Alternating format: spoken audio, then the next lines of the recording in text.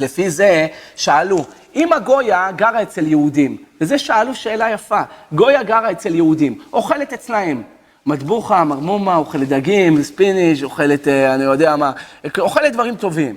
עכשיו, אין לה מאכלות אסורים, היא לא מכניסה לבית כלום, מותר לתת גם לשיטת הרמה, מותר לה לתת להעניק את התינוק או לא? הבנתם את השאלה? מה אתם אומרים?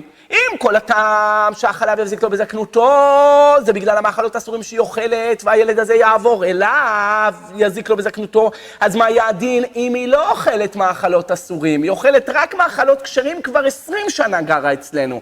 מותר לי לתת לה להעניק את הילד הקטן או לא? יזיק לו או לא יזיק לו? מרן החידה כותב, זו שאלה מבריקה. מרן החידה כותב שיזיק לו. ולמה? כי כולה נבנתה מהקליפה. מאיפה היא באה הזאתי? לפני שהיא באה אצלך לבית,